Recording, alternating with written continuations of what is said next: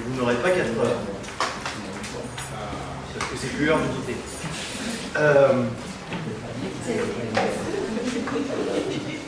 Bonsoir, chers consoeurs, chers confrères et chers compatriotes, car le patriotisme est une notion qui se perd.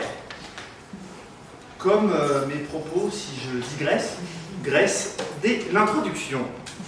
Bienvenue à cette autoproclamée conférence poétique. Tout d'abord, qu'est-ce qu'une conférence? Les cons, vous savez ce que c'est, on en croise tous les jours, on est tous le con de quelqu'un, et les férences sont des petites filles avec des ailes qui sentent le moisi. Rien à voir avec les conférences, bien sûr, qui sont des événements où une ou plusieurs personnes, ce soir seulement une, en l'occurrence moi, traite un sujet devant un auditoire. Ça c'est vous. Quand je dis qu'il le traite, je ne veux pas dire qu'il l'insulte, mais plutôt qu'il cherche à présenter certains aspects du sujet en question pour en extraire ce qu'ils estiment être sa substantifique moelle. L'aspect poétique de la conférence se conçoit en comparaison avec une conférence académique à laquelle elle emprunte sa structure. Tout ce que vous allez voir et entendre s'articulera au sein d'un plan qui m'évitera de digresser, et qui vous permettra de raccrocher les wagons de temps en temps si nécessaire. Par contre, j'opposerai à l'académisme structurel un travail sur la langue grâce à l'art de dire, mais de dire autrement, qu'est la poésie. Jeux de mots, poèmes et gaudrioles seront au rendez-vous pour, j'espère, votre plaisir, et en tout cas, pour le mien. Bon, le plaisir, l'amusement, d'accord, mais que vais-je traiter sans insulter? Quel est le sujet de cette conférence? De quoi vais-je vous parler? Eh bien, il s'agit tout simplement de ce que vous savez déjà si vous avez lu le programme ou m'avez écouté quand je racontais ma vie. Pour ceux qui me connaissent, le sujet, c'est un jeu de cartes. Mais attention, hein, pas le jeu de 54 cartes avec roi dame valet, ni celui de tarot avec beaucoup d'atouts et une bonne excuse. C'est MC Solar qui écrivait « Je suis l'as de trèfle qui pique ton cœur carreau ». Alors moi, me lancer poétiquement sur le sujet, j'allais pas oser. Mais quelques petits jeux de mots pendables sur le sujet quand même, pas toute une conférence. Par exemple, peut-on dire que ceux parmi vous qui réfléchissent encore à la phrase d'avant sont restés sur le carreau? Oh. Bon, j'avoue qu'elle n'est pas terrible. Mais sinon, j'ai aussi arrête de me regarder avec ses yeux de poker, viens par ici que je te belote, ou encore hey, il est stylé Blackjack aujourd'hui. Oui, il s'est mis sur son 21. Mais ce dont on va parler ce soir, c'est de Magic the Gathering, ou Magic l'Assemblée pour les non-bilingues et les Québécois, qui est un jeu de cartes à collectionner inventé par Richard Garfield en 1993. Waouh! Conférence. Cartes.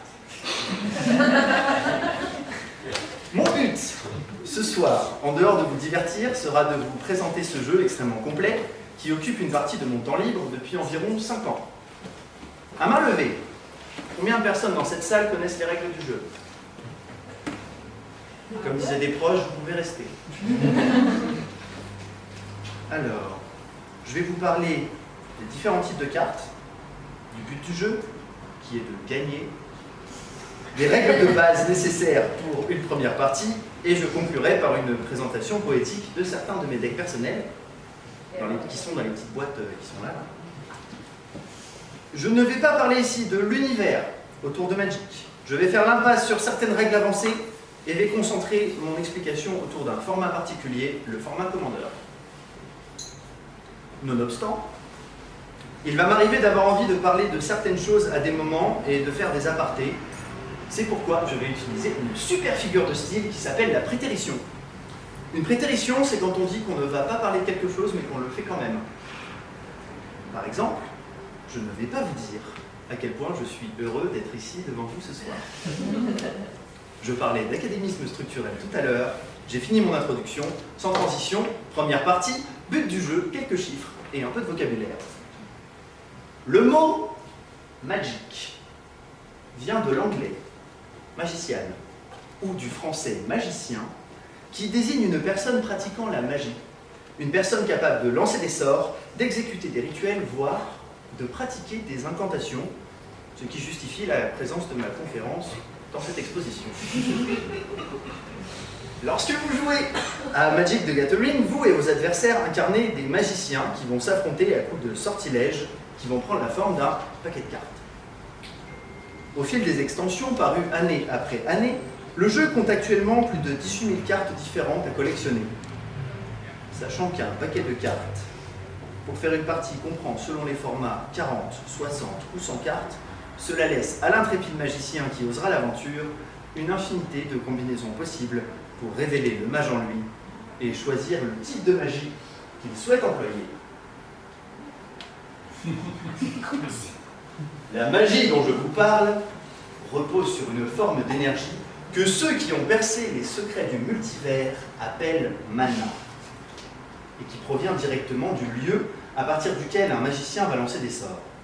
Ainsi, un magicien évoluant sur une plaine va produire du mana bleu.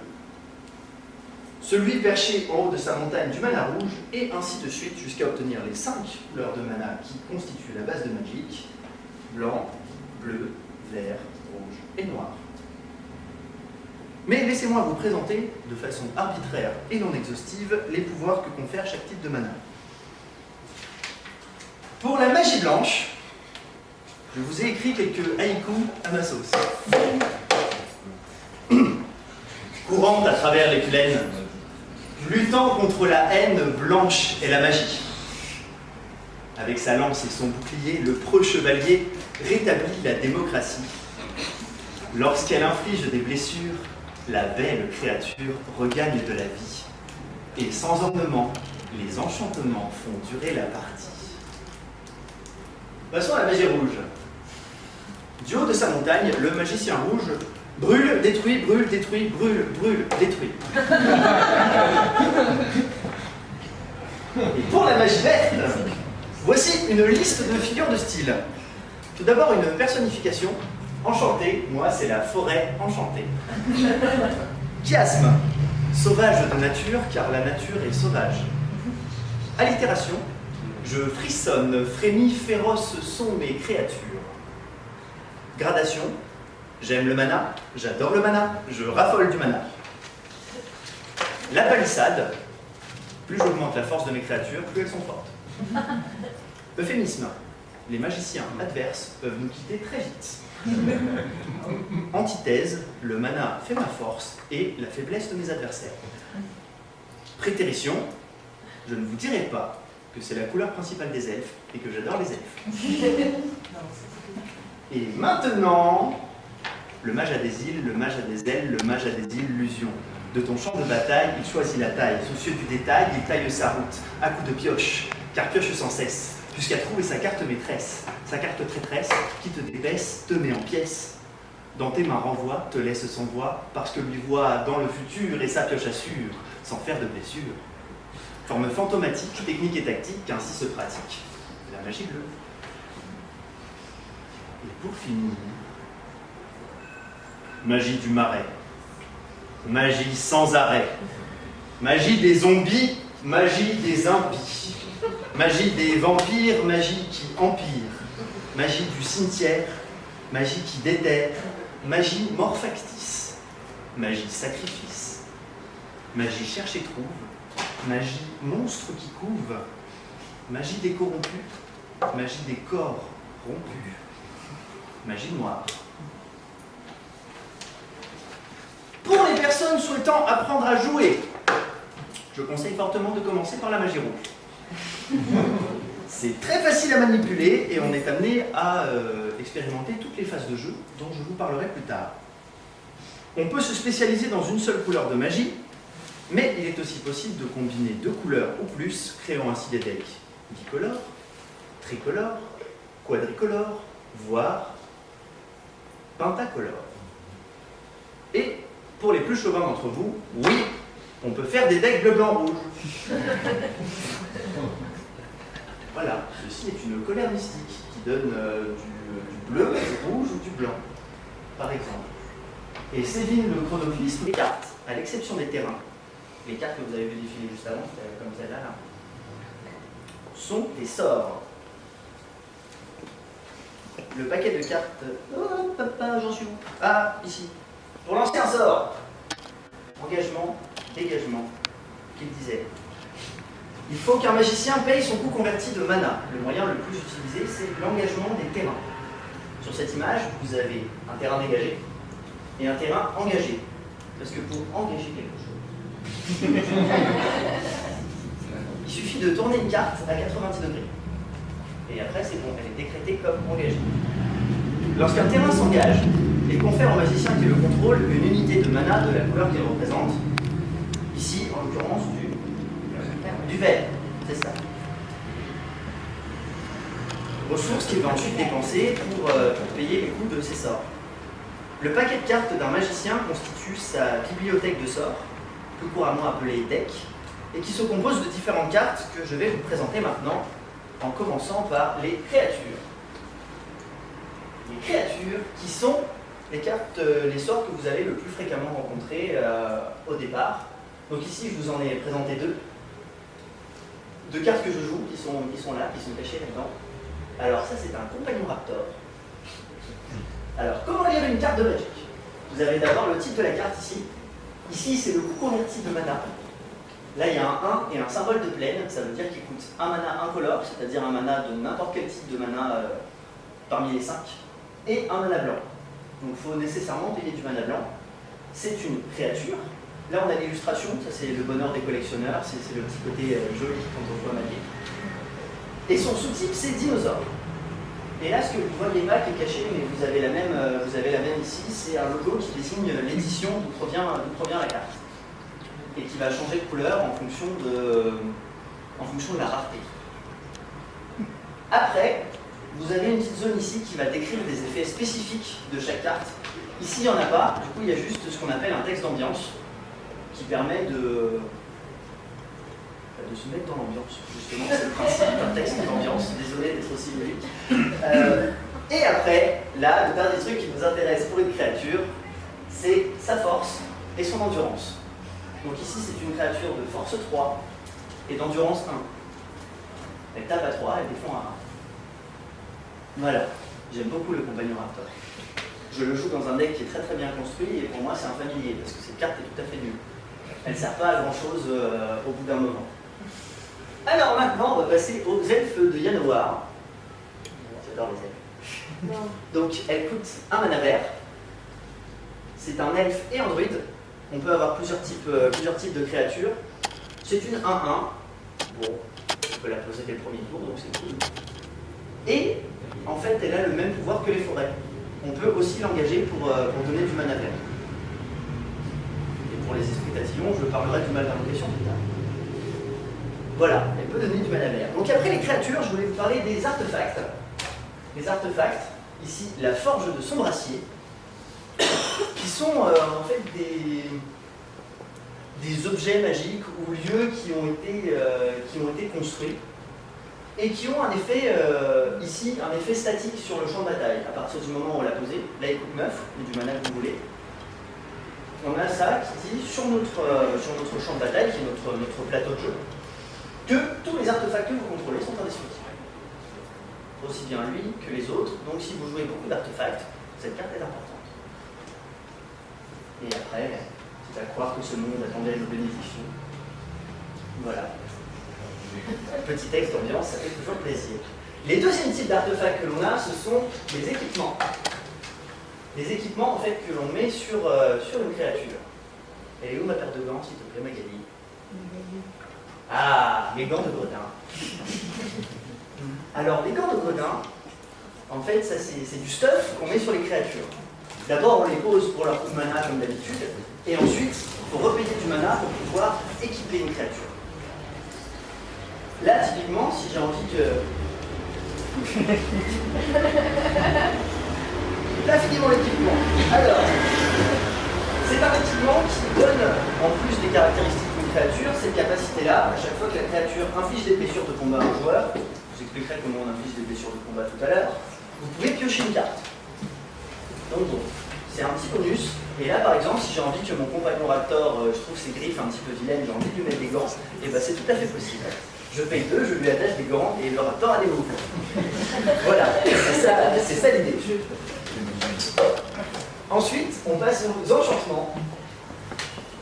Ici, une gloire stérile. J'ai dit tout à l'heure que je n'allais pas parler des cartes qui permettent de gagner sans mettre les points de vie à 0. Et ben, en voici une.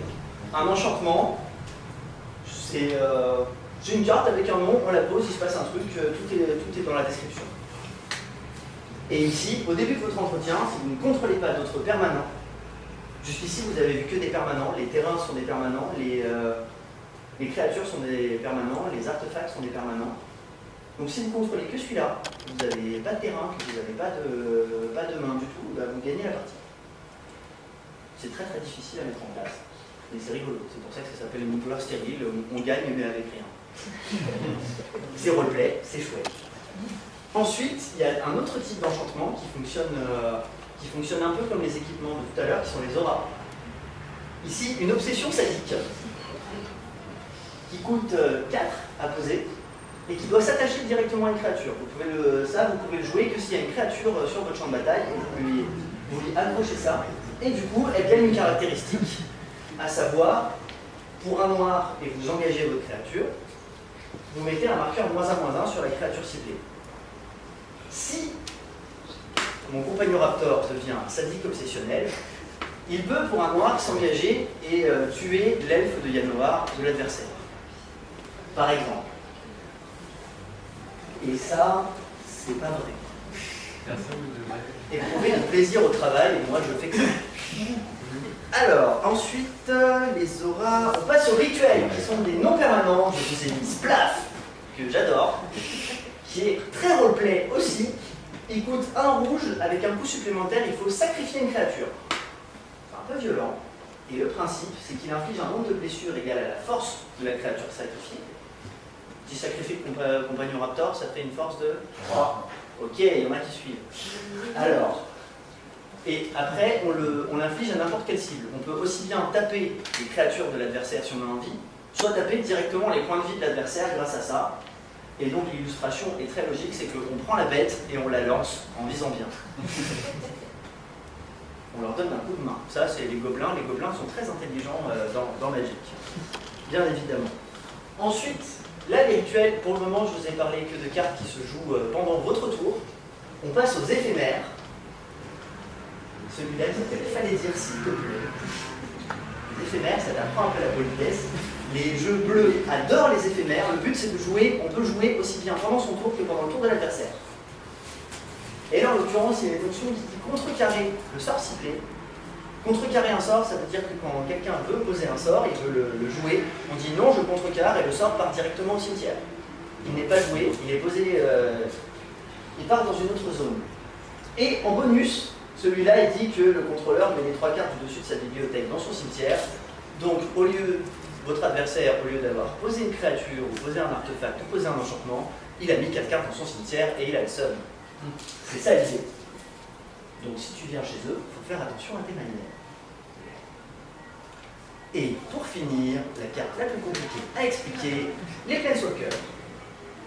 Ici, Saeli, la talentueuse, qui est une Planeswalker hybride rouge et bleu, qui coûte 4 à poser. C'est un Planeswalker légendaire, ça me permet de vous parler de la règle des légendaires qui dit que si vous avez 2 légendaires du même nom sur votre champ de bataille, vous devez en sacrifier une. Elle s'appelle Saeli, et elle a en fait tous ces effets-là que vous pouvez faire et qui se calculent par rapport au petit 4 que vous voyez là. Quand elle arrive sur le champ de bataille, elle arrive avec 4 marqueurs qui sont des marqueurs loyauté. Et à chacun de vos tours, vous allez pouvoir payer un de ces coups pour provoquer un de ces effets, à condition de pouvoir le payer. Et si vous avez 4, vous ne pouvez pas faire moins 7. Parce que ce serait une différence de 3 négative et ça marche pas. Dès qu'il passe à 0, il meurt. Donc, son premier plus simple, ça me permet de vous parler des jetons. Vous créez un jeton de créature artefact 1/1 incolore cerveau. Un jeton, c'est une créature qui n'est pas dans votre. Qui ne fait pas partie de votre deck. Dans le plat. et que en fait vous posez et qui a les caractéristiques désignées, c'est quelque chose que vous posez en plus. Et la créature artefact, parce que oui, il peut y avoir des hybrides, il y a des créatures artefacts et il y a des artefacts et des créatures enchantement. Et ici, le type de bestiole, c'est cerveau. J'ai des jetons cerveau quelque part, c'est pas bon du tout. L'autre plus 1, le prochain sort que vous lancez ce tour-ci coûte 1 de moins à lancer pour chaque artefact que vous contrôlez au moment où vous le lancez. Donc mettons par exemple que vous n'avez pas beaucoup de mana, mais que vous voulez poser une forge de sombre acier, qui coûtait 9 de mana, et que vous avez 7 artefacts en jeu, elle ne vous coûtera plus que 2. Si vous avez 7 artefacts en jeu, on déduit de son coût tous les artefacts qu'on a en jeu pour pouvoir la payer. Il restera plus que 2 à payer, et c'est pas cher du tout pour une forge de sombre acier. Le moins 7, pour chaque artefact que vous contrôlez, créez un jeton qui en est une copie. Vous doublez votre nombre d'artefacts sur votre champ de bataille. Ils acquièrent la célérité. La célérité, c'est parce que j'avais dit tout à l'heure que je parlais du mal d'invocation. Ben maintenant, je vais vous parler du mal d'invocation. C'est un truc qui dit que quand une créature arrive en jeu, elle ne peut pas s'engager ou attaquer ou faire des trucs le premier tour. Elle doit attendre un tour encore. C'est pouf, je viens de me faire invoquer, je suis fatigué, j'attends un moment, après je reviendrai. Sauf que si elle a la célérité, eh ben elle peut faire tout ça dès le premier tour. Là, en l'occurrence, si vous avez créé plein de jetons 1-1 incolore cerveau, vous les doublez, vous leur donnez la célérité, ils attaquent directement. Et à la fin de votre tour, vous exilez tous les jetons que vous avez créés.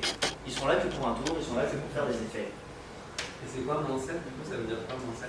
Ça veut dire en fait que en gros, tu l'as posé, il était à 4. Ouais. Ensuite, 4 quoi? C'est 4, c'est des marqueurs loyauté.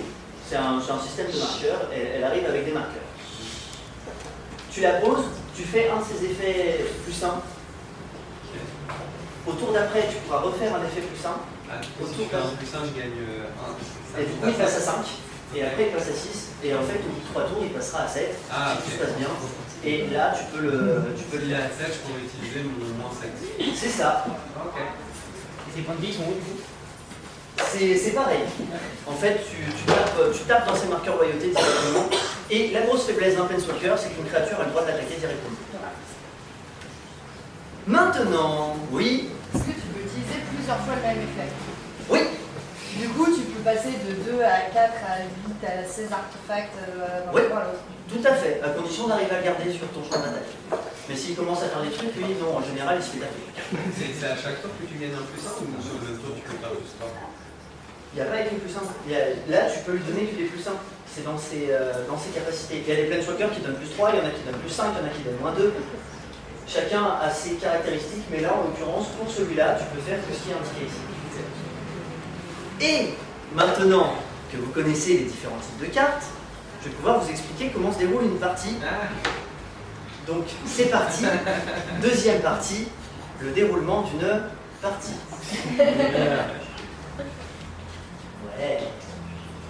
Alors, chaque joueur, pour commencer, pioche 7 cartes de son deck qu'il peut changer en mélangeant sa bibliothèque, mais je ne vais pas m'étendre sur ce point, partant du principe qu'il a toutes les cartes qu'il veut dans sa main de départ. Une fois la première main constituée, le magicien qui débute la partie est déterminé soit par un lancer de dés, soit par un pile ou face, soit par un Shifumi, soit par un bras de fer. Mais j'ai jamais vu la dernière version utilisée, mais ça pourrait être sympa à l'occasion. Alors, et ensuite il va effectuer les différentes étapes. On commence par la phase d'entretien. Phase d'entretien, ça veut dire des qui se fait en 2 étapes. D'abord l'étape de dégagement. Si vous aviez des permanents dégagés du tour d'avant, quand on est engagé pendant un tour, on se redégage au tour d'après.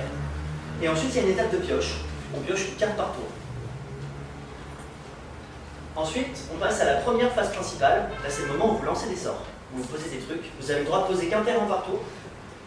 On pose un terrain. Éventuellement, j'ai une forêt et un elfe de Yann noir dans ma main. Je pose une forêt. J'engage ma forêt. Je pose un elfe de Yann noir. Et il ne peut rien faire parce qu'il a le mal d'invocation. Mais ça viendra plus tard. Et quand il n'y a pas de mal d'invocation, on peut passer à la phase d'attaque. Et la phase d'attaque, c'est la suite. Ouais. D'abord, on déclare nos attaquants. Nos attaquants, ce sont les créatures qu'on a là, qu'on a posées et qui peuvent attaquer. Donc, là par exemple, depuis 2 tours, j'ai mon compagnon Raptor qui est là, je lui ai mis des moufles et tout, c'est cool. Il est là, il est prêt à attaquer, il est déter et je dis, toi, je t'attaque avec mon compagnon Raptor. On attaque directement un adversaire. On dit, toi, vas-y, va l'attaquer avec tes moufles, comme ça. Là, il y a le compagnon Raptor qui s'avance. Voilà. Moi, quand j'imagine ça, je trouve ça merveilleux. Ensuite, une fois qu'il y a ça, où j'ai dit, toi, je t'attaque, et bah l'adversaire, il me répond, oui, mais moi aussi j'ai des créatures, et moi je te bloque. Et ça, c'est la phase de déclaration des bloquants, où les créatures de l'adversaire vont décider de bloquer ou pas. S'il laisse passer, il se prend tout dans ses points de vie. Sinon, c'est ces créatures qui morflent. Mettons que j'ai un compagnon Raptor ici, il a un elfe de Nia noir devant, et il dit, bah, je vais utiliser mon elfe de Nia noir et je vais te bloquer ton compagnon Raptor parce que j'ai pas envie de perdre 3 points de vie là maintenant tout de suite, c'est pas... Je suis pas prêt. Donc, il va bloquer et là on passe à la résolution des blessures. Chaque créature inflige un nombre de blessures égal à sa force et peut encaisser un nombre de blessures égal à son endurance -1. Parce que si elle encaisse toute son endurance, elle meurt. Ça veut dire que ses points de vie passent à 0. Donc là, en l'occurrence, l'elfe de Nia noir contre compagnon Raptor, les deux ont une endurance de 1. Il y en a un qui tape 1, l'autre qui tape à 3, il se télescope, il meurt, les deux vont au cimetière. Si mon Raptor avait été une 3-2, il aurait juste maravé complètement l'elfe de Nia noir adverse, et c'est tout. Il n'y a pas de dégâts supplémentaires qui sont infligés chez l'adversaire. Suite à ça, on passe à la deuxième phase principale, qui est exactement comme la première. Si vous avez encore du mana, que vous voulez encore jouer des trucs, faire des choses en deuxième partie, c'est faisable à ce moment-là. Et ensuite, on a la phase de fin. À la phase de fin, les créatures qui ont subi des dégâts, mais qui ne sont pas mortes, régénèrent. Elles récupèrent tous leurs points de vie pour le tour d'après. On va les soigner et tout. Il y a une petite boutique de soins pas loin du champ de bataille. Donc ils vont tous là-bas. Et ensuite, on annonce fin de tour et l'adversaire passe à l'étape d'entretien. L'étape d'entretien, en fait, c'est le début de tour qui se fait en 2 phases, etc., etc., etc., etc. Très bien. Maintenant, on va pouvoir passer à cette 3e partie où je vais enfin vous parler de mes decks. Et on va attaquer le format commandeur. Voilà. Donc Céline, le bleu, blanc, rouge chauvin que vous avez tout à l'heure, il est ici. Alors ça, ce sont tous les commandeurs préconstruits, parce que quand on n'a pas l'habitude au départ, on peut acheter un deck tout fait. Ils sont gentils quand même. Et ça, c'est tous les commandeurs qui sont sortis en 2019. Ils en sortent 4 par an en moyenne depuis qu'ils ont sorti le format. Donc, le principe du format commandeur, c'est un deck qui contient 100 cartes, où on n'a pas le droit de jouer 2 cartes pareilles. Il faut toutes qu'elles aient des noms différents, à l'exception des terrains de base, les terrains que vous avez vus tout à l'heure. Et c'est un deck qui va s'articuler autour de ce qu'on appelle une créature légendaire qui va être le commandant, qui est en dehors en fait de la pile de cartes, et qu'on peut jouer pendant son tour pour son coup de mana. Simplement, c'est comme s'il était dans notre main, sauf qu'il est dans une autre zone. Ce qui fait qu'il est bien protégé, on ne peut pas attaquer la zone de commandement directement. Il est tranquillement dans sa tour, hey, t'as besoin de moi? Ouais, hop, il arrive, et il commence à faire des trucs. Et en général, le commandant détermine après la synergie du deck. S'il y a un commandant qui parle beaucoup d'artefacts, on va jouer beaucoup d'artefacts. S'il y a un commandant qui parle d'enchantement, on va utiliser des enchantements. Et il va déterminer le nombre de couleurs qu'on peut jouer dans le deck aussi. Là, on peut jouer du bleu blanc rouge. Là, on peut jouer du rouge vert blanc. Là, on peut faire du noir rouge. Celui-là est très fun, je l'ai testé avec des amis, il est très rigolo à jouer. Et vu que vous savez un peu ce que c'est le format commandeur maintenant, je vais pouvoir vous faire une présentation poétique de mes decks. J'ai écrit des petits trucs. Et on va commencer par Torbran.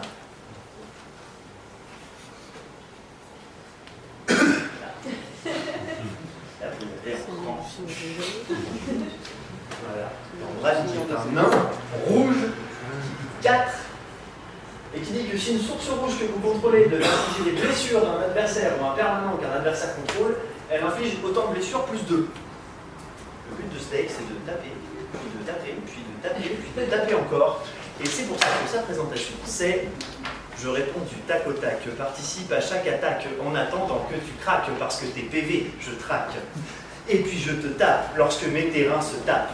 Se tape, ça veut dire il s'engage, c'est un terme en anglais qu'on utilise beaucoup. Et puis je te tape lorsque mes terrains se tapent, attends que je t'attrape, que mes créatures te frappent. Être un lancé du taf, je te fume en une taf. Je distribue des baffes qui s'appellent pif et paf. T'es pas content, c'est kiff kiff, du moment que je kiffe. Et si tu sens mes griffes, c'est que je t'ai mis une gifle. C'est comme ça que je tripe. Je t'arrache les tripes à un symptôme de la grippe. À la victoire, je m'agrippe. Je pleura comme un tarbat, avec des faces de starbé. Je laisse ton corps au corbac, et mon blaze, c'est Torbran.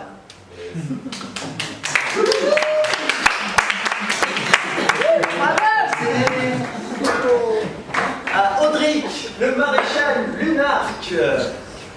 C'est dans celui-là qu'il y a le compagnon Raptor. En fait, c'est son familier qui se trimballe avec un dinosaure. Et là, je vais vous lire ce truc, quelqu'un qui ne joue pas à Magic est incapable de comprendre. Au début de chaque combat, les créatures que vous contrôlez acquièrent l'initiative jusqu'à la fin du tour si une créature que vous contrôlez a l'initiative. C'est vrai aussi pour le vol, le contact mortel, la double initiative, la sécurité, la défense talismanique, l'indestructible, le lien de vie, la menace, la portée, la furtivité, le piétinement et la vigilance.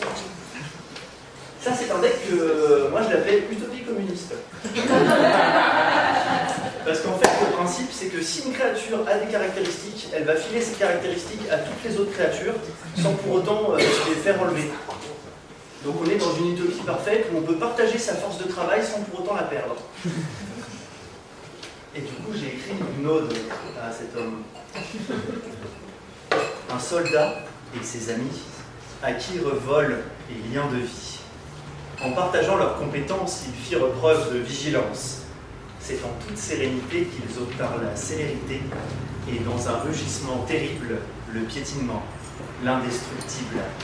Puis, grâce à leur épée furtive, survint la double initiative. Aucun ennemi ne se rebelle lorsque tout contact est mortel. Leurs attaques étaient magiques et leur défense talismanique. Ainsi vécut l'armée d'Audric. Maintenant, mon deck noir du cimetière, murmure liturgiste de sang. Ouais. Mon coloc qui a fait des dessins sur ma carte. En plus, du coup, elle est unique. Alors, ça c'est une carte où là le but c'est que tu es au cimetière, mais tu es là pendant un petit temps et après tu reviens. On engage ça, on sacrifie 2 créatures et il y a une créature de notre cimetière qui revient sur le champ de bataille. On sacrifie 2 pauvres péons, genre si on crée des jetons, 2 petits jetons, et on fait revenir une grosse bébé. Et pour celui-là, vu que c'est un peu classe, que c'est noble et tout ça, je vous ai fait des Alexandres. Vient dans son cimetière, espace transitoire, puis émerge de terre, sans faire trop d'histoire. Technique ASMR, murmure blasphématoire, une mort éphémère, jamais aléatoire, et des tutos d'enfer, car c'est un mononoir. Des interactions autour du sacrifice, réponses et réactions, tel un feu d'artifice, et des malédictions pour couronner le vice. Êtres en perdition sont ses filles et ses fils, selon mes prédictions, l'on sera le supplice.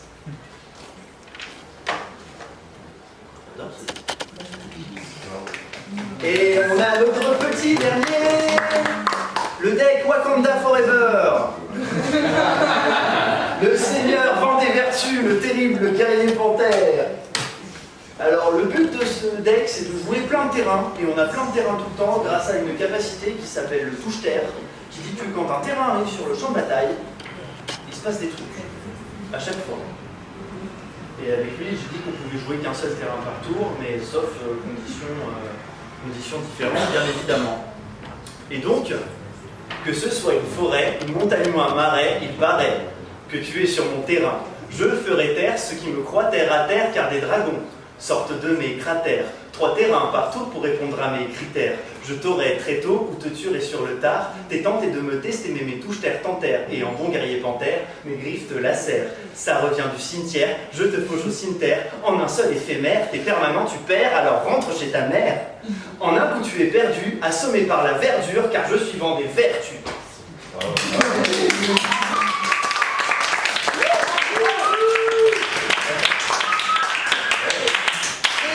Pour moi de conclure cette conférence poétique.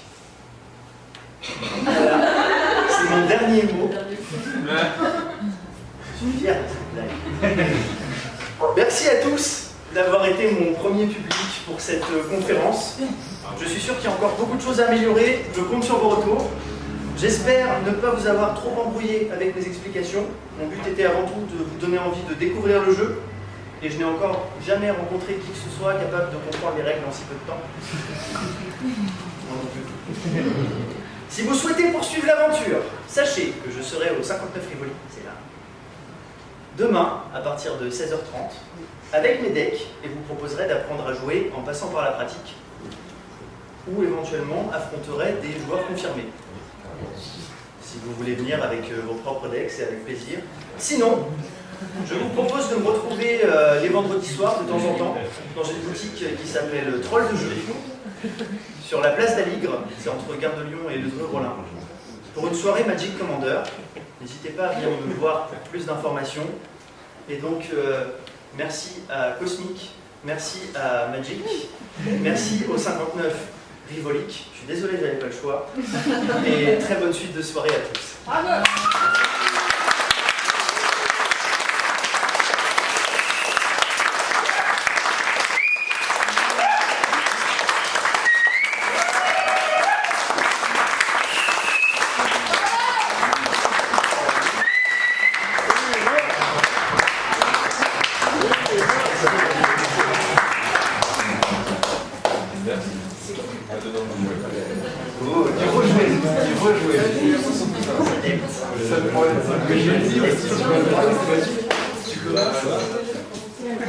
Attends.